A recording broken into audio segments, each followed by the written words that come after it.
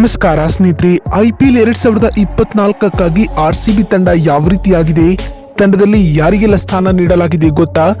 ಬನ್ನಿ, IPL 2024ಕ್ಕಾಗಿ RCB ತಂಡದ ಹೊಸ ಸ್ಕ್ವಾಡ್ ಹೇಗಿದೆ ಎಂಬುದನ್ನೇ ಇವತ್ತಿನ ಈ ಒಂದು ವಿಡಿಯೋದಲ್ಲಿ ತಿಳಿಸ್ಕೊಡ್ತಾ ಹೋಗ್ತೀನಿ.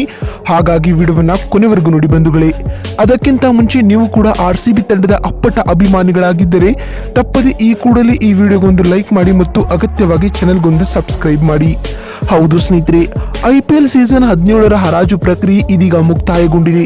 ಈ ಬಾರಿಯ IPL ಹರಾಜಿಗೂ ಮುನ್ನ 19 ಆಟಗಾರರನ್ನ ಉಳಿಸಿಕೊಂಡಿದ್ದ RCB ಇದೀಗ ಆಕ್ಷನ್ ನಲ್ಲಿ 6 ಆಟಗಾರರನ್ನ ಖರೀದಿ ಮಾಡಿದೆ. ಈ ಮೂಲಕ 25 ಆಟಗಾರರ ಬಲಿಷ್ಠ ಪಡೆಯನ್ನ RCB ಮ್ಯಾನೇಜ್ಮೆಂಟ್ ರೂಪಿಸಿದೆ ಅಂತ ಹೇಳಬಹುದು.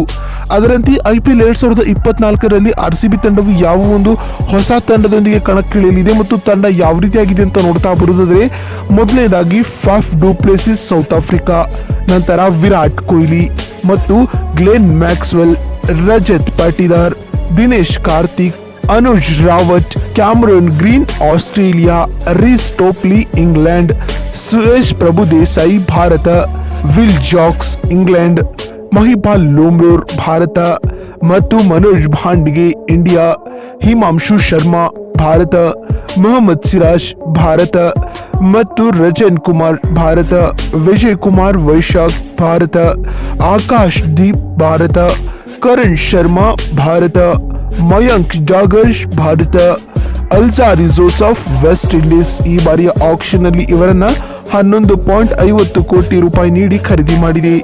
ಯಶ್ ದಯಾಲ್ ರವರನ್ನ 5 ಕೋಟಿ ರೂಪಾಯಿ ನೀಡಿ ಖರೀದಿ ಮಾಡಿದೆ. ಇಂಗ್ಲೆಂಡ್ ನ ಟಾಮ್ ಕರನ್ ರವರನ್ನ 1.50 ಕೋಟಿ ನೀಡಿ ಖರೀದಿ ಮಾಡಿದೆ. ಇನ್ನು ಲಾಕಿ ಫರ್ಗ್ಯೂಸನ್ ರವರನ್ನ 2 ಕೋಟಿ ರೂಪಾಯಿಗಳಿಗೆ ತನ್ನ ತೆಕ್ಕೆಯಲ್ಲಿ ಬಳಕೆ ಮಾಡಿಕೊಳ್ಳಲಿದೆ. ಇನ್ನು ಸ್ವಪ್ನಿಲ್ ಸಿಂಗ್ ರವರು 20 ಲಕ್ಷ ಮತ್ತು ಸೌರಭ್ ಚೌಹಾಣ್ ರವರು 20 ಲಕ್ಷ ರೂಪಾಯಿಗಳಿಗೆ RCB ತಂಡವನ್ನ ಸೇರಿಕೊಂಡಿದ್ದಾರೆ. ಬಂಧುಗಳೇ, ಸ್ನೇಹಿತರೆ, ನಿಮ್ಗೆ ಏನ್ ಅನ್ಸುತ್ತೆ?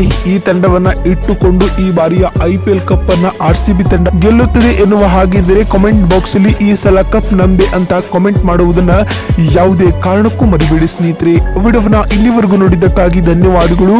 ಮತ್ತೊಂದು ವಿಡಿಯೋದಲ್ಲಿ ಸಿಗ್ತೀನಿ. ಅಲ್ಲಿವರೆಗೂ ನಮಸ್ಕಾರ, ಧನ್ಯವಾದಗಳು ಸ್ನೇಹಿತರೆ.